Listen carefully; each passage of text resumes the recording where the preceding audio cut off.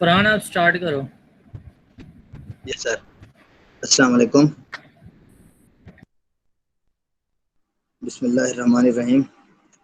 आज जो मेरी प्रेजेंटेशन का टॉपिक है वो है electrical property of advance material. इस टॉपिक में हम पढ़ेंगे electrical property of advance material को, जिसमें हम इलेक्ट्रिकल कंडक्टिविटी को देखेंगे, कंडक्टिविटी और रेजिस्टिविटी के डिफरेंस को देखेंगे, और साथ ही इलेक्ट्रिकल प्रॉपर्टी की टाइप्स को भी देखेंगे, कंडक्टर, सेमीकंडक्टर, इंसुलेटर।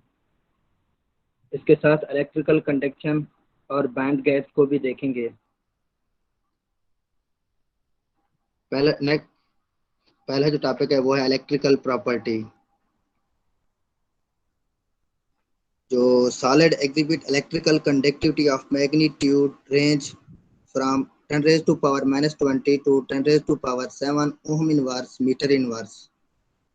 जो ज़्यादातर सॉलिड होते हैं वो इलेक्ट्रिकल कंडक्टिविटी को शो करते हैं, यानी कि शो करते हैं, और उसकी जो रेंज होती है वो होती है 10 raised to power -20 to 10 raised to power 7 ohm inverse और मीटर इनवर्स होती है। इलेक्ट्रिकल कंडक्टिविटी की तीन टाइप्स हैं, कंडक्टर, इंसुलेटर, सेमीकंडक्टर।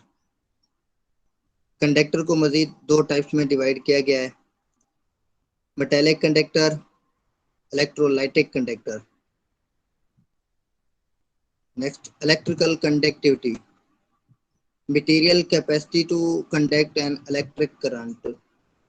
मटेरियल के अंदर जो कैपेसिटी होती है इलेक्ट्रिक करंट को कंडक्ट करने की, उसको कहते हैं इलेक्ट्रिकल कंडक्टिविटी। अगर इलेक्ट्रिकल कंडक्टिविटी ज़्यादा होगी तो करंट क्या होगा, इजीली पास होगा। Greater the electrical conductivity of material, more easily electricity is conduct through it। Next जो है कंडक्टिविटी एंड रेजिस्टिविटी। कंडक्टिविटी क्या है और रेजिस्टिविटी क्या है और इसके दरमियान डिफरेंस क्या है। Conductivity is the measure of how easily electricity flow. Electrical resistivity measure how much a material resists the flow of electricity। Material के अंदर जो इलेक्ट्रिसिटी फ्लो होती है उसके अंदर जो रेजिस्टेंस होती है उसको कहते हैं electrical resistivity. Conductivity and resistivity are inversely proportional to each other. Conductivity और रेजिस्टिविटी एक दूसरे के इनवर्सली प्रोपोर्शनल हैं। अगर कंडक्टिविटी ज्यादा होगी तो रेजिस्टिविटी कम होगी, अगर रेजिस्टिविटी ज्यादा होगी तो कंडक्टिविटी क्या होगी, कम होगी। रेजिस्टिविटी और कंडक्टिविटी के दरमियान जो इक्वेशन है, रो इज इक्वल टू 1/सिग्मा। रो रिप्रेजेंट रेजिस्टिविटी, और रेजिस्टिव को जो हम मेजर करते हैं वो ओम मीटर में करते हैं, और सिग्मा रिप्रेजेंट द कंडक्टिविटी, और कंडक्टिविटी को हम सेमन में या 1/ओम मीटर में मेजर करते हैं। Electrical property of material are based on तीन चीजें हैं, कंडक्टिविटी है, एनर्जी बैंड गैप्स है, और डोपिंग है। पहली जो टाइप है वो है conductor, the solid which allow the passage of electric current.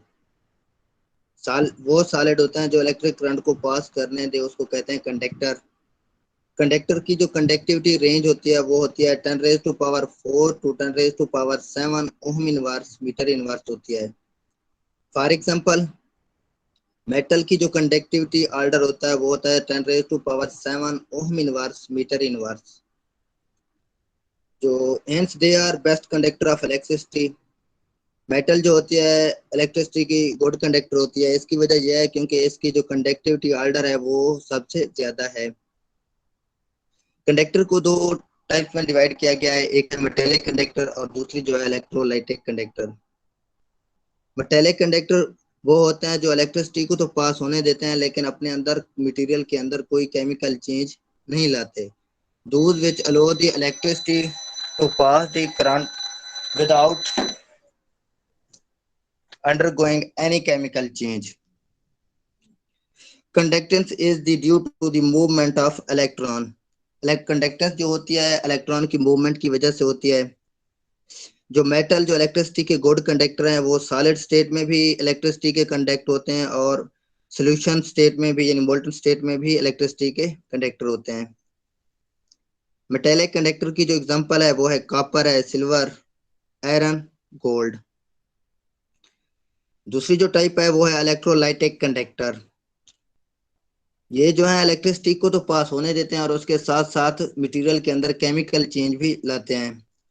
दूर which allow the electricity pass them by undergoing chemical change. और ये सिर्फ उस एनएक्स सॉलिड में पॉसिबल होता है।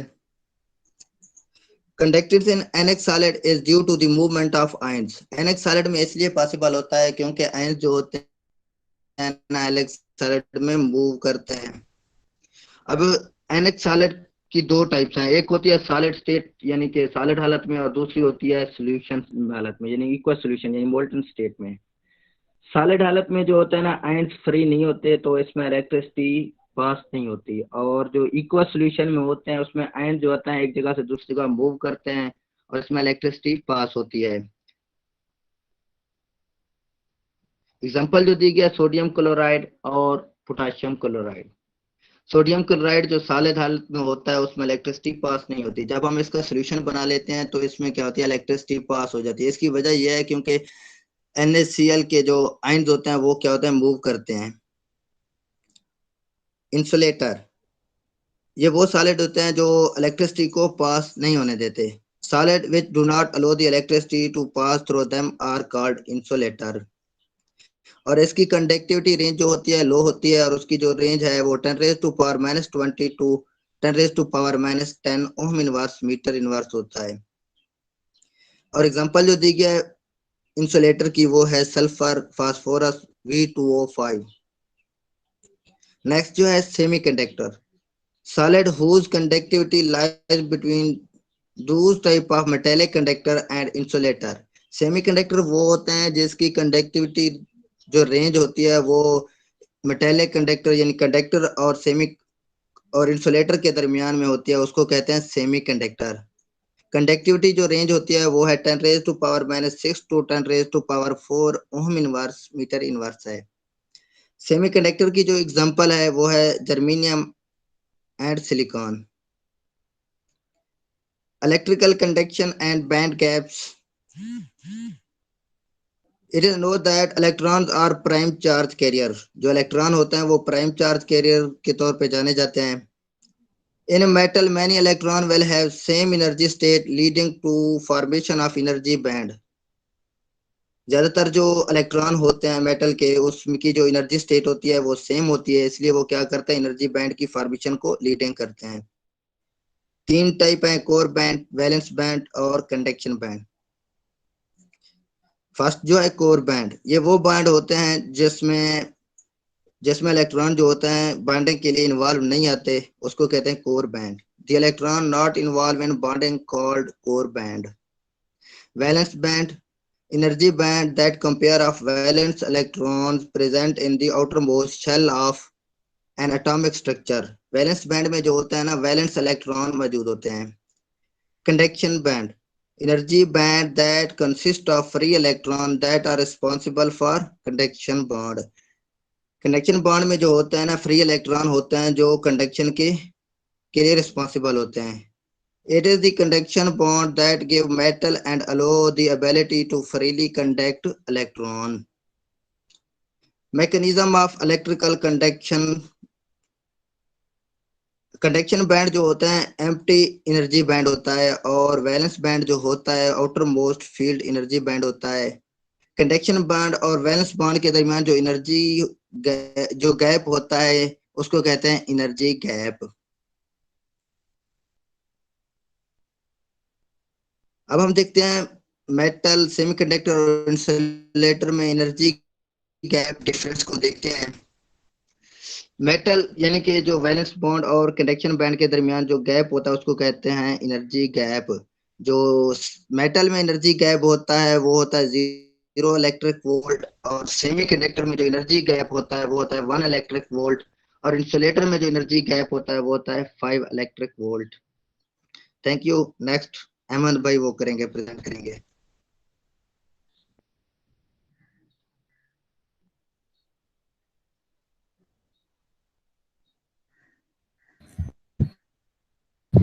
जी अहमद किधर है? अहमद रजा।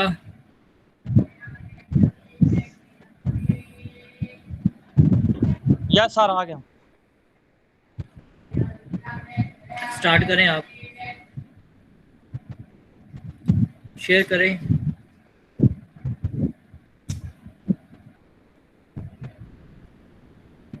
अहमद रजा शेयर करो।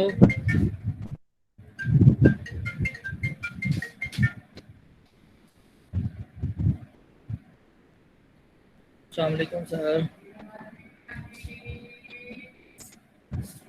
सर शुक्र।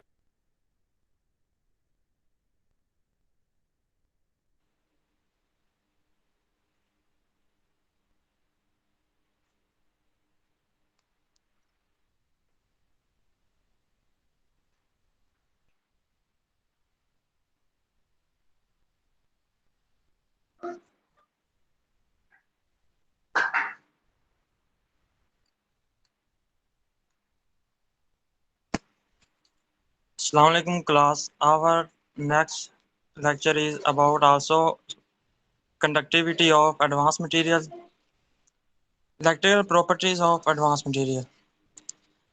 Electrical conductivity, conductive is resistivity. Conductivity is the ability of a material to conduct electric current, and resistivity is the ability to stop or prevent this flow of electric current. These are two properties of material which is inversely proportional to each other.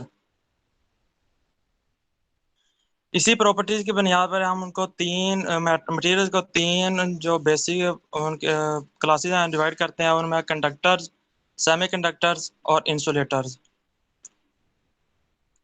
उसके अलावा इसकी दूसरी divide है वो होती है electrical conduction on band gaps. Band gaps के जो एनर्जी डिफरेंस होते हैं उसकी बुनियाद पर हमको इनको डिवाइड भी कर सकते हैं। अगर जो बैंड गैप बिल्कुल कम हो तो ये होते हैं मेटल्स, अगर ये थोड़े से ज़्यादा हो तो ये होते हैं सेमी कंडक्टर्स, और अगर ये बहुत ज़्यादा गैप और इलेक्ट्रॉन जंप ना कर सके तो इन्हें हम इंसुलेटर कहते हैं।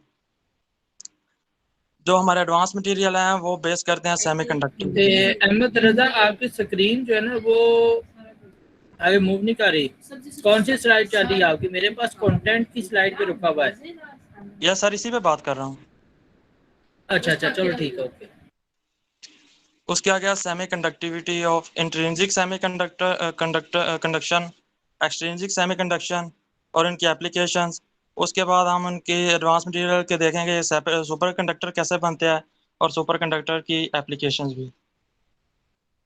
Semi conductivity, semiconductivity is in transition metals compounds apart from metallic ones. जो ट्रांजिशन मेटल कंपाउंड्स बनाते हैं अलॉयज के अलावा, जो कि उन जिनकी कंडक्टिविटी मेटल से कम हो जाती है, वो सेमीकंडक्टर्स होते हैं, जैसे कि सम उनके compounds with non metallic elements. उसके अलावा सम प्योर एलिमेंट्स भी सेमीकंडक्टिविटी शो करते हैं, जैसे कि सिलिकॉन, जर्मेनियम। ये यूज़ होते हैं ट्रांजिस्टर और कंप्यूटर चिप्स बनाने के लिए, सोलर सेल्स और नैनोवायर्स के लिए। और कुछ ऑर्गेनिक मटेरियल्स भी होते हैं जो सेमी कंडक्टिविटी शो करते हैं, जैसे कि एंथ्रासीन। अब इनकी जो प्रॉपर्टीज होती हैं मटेरियल्स की वो फिक्स होती हैं, और हम इनकी प्रॉपर्टीज को मॉडिफाई कर सकते हैं अपने यूज के हिसाब से डोपिंग के जरिए से।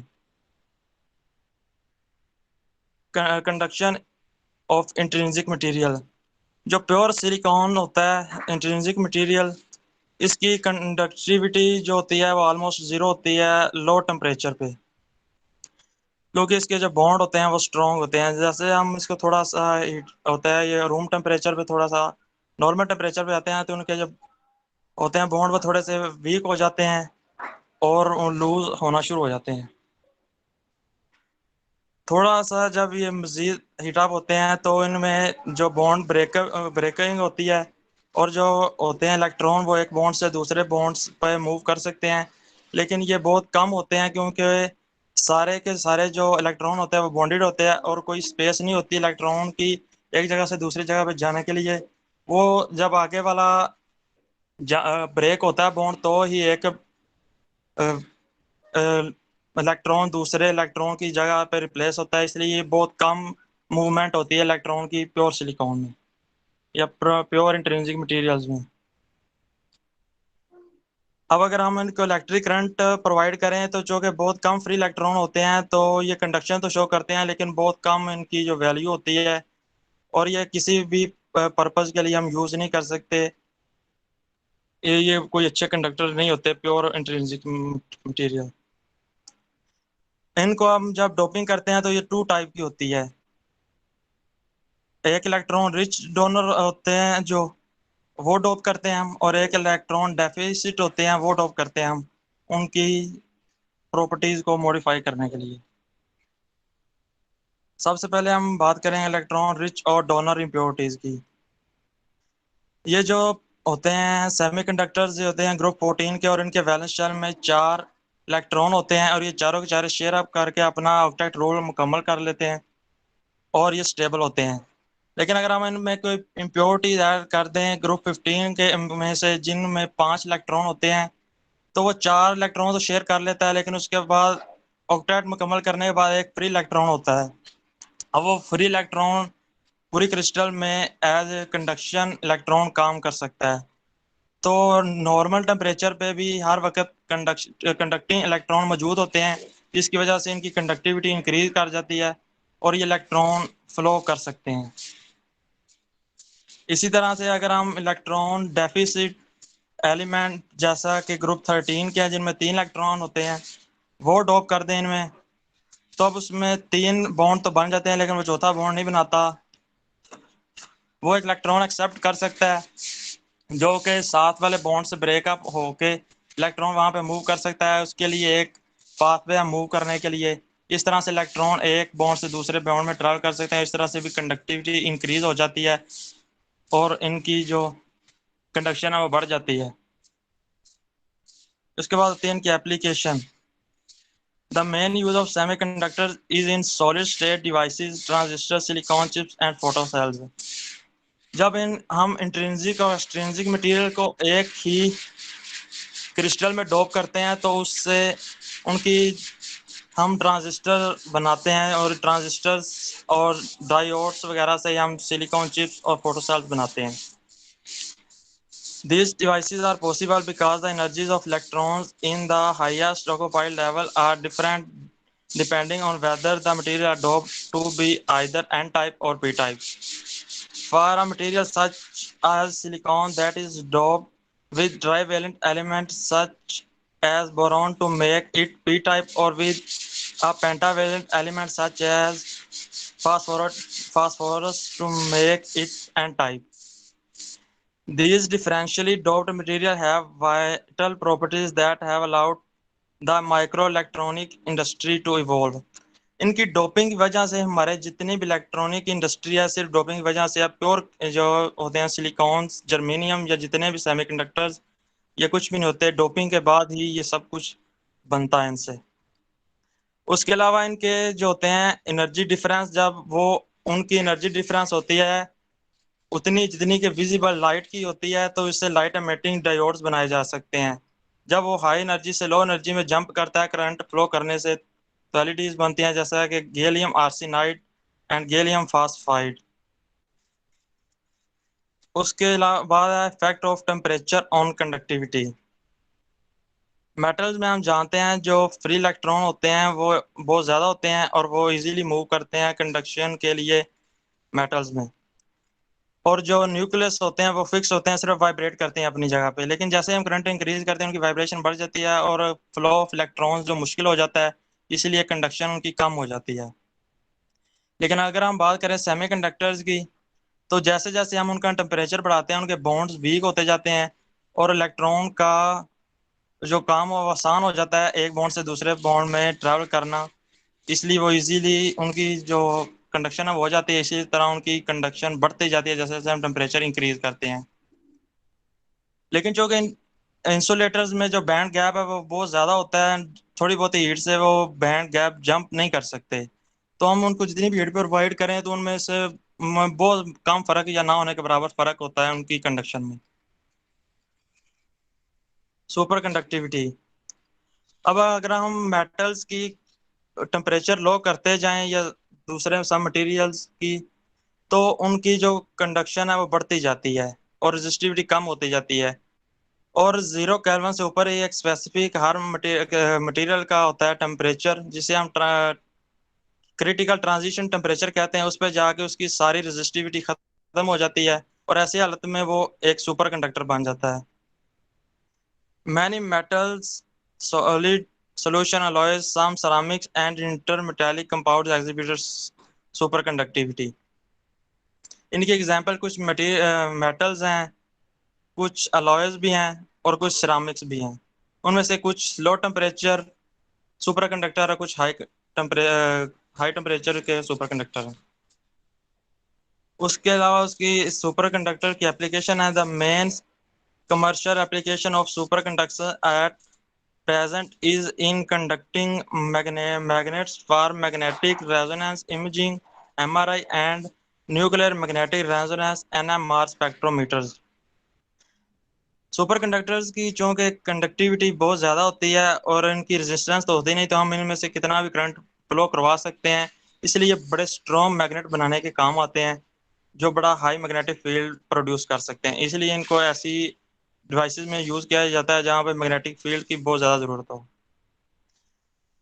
These use conventional superconductors such as niobium tin and are made from the coil of niobium tin wire, which produce high magnetic field.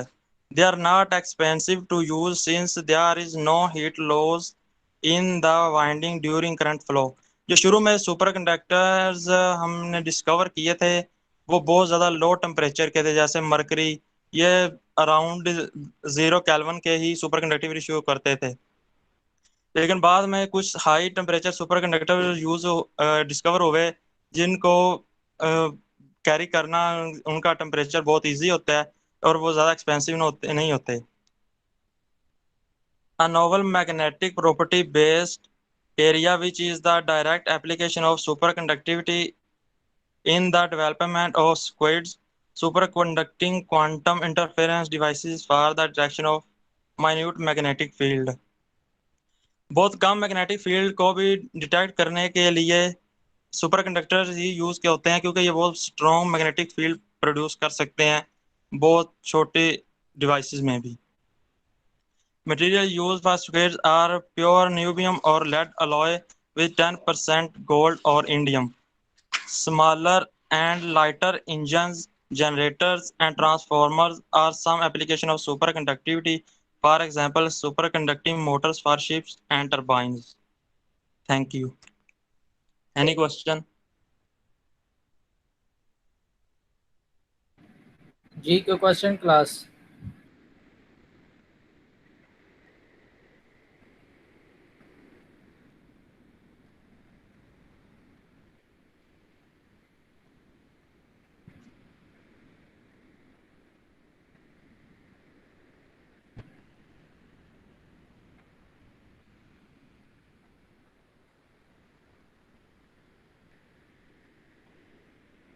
Class के क्वेश्चन?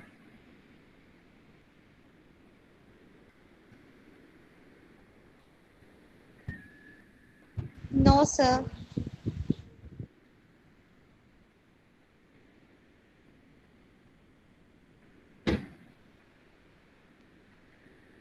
ये रिकॉर्ड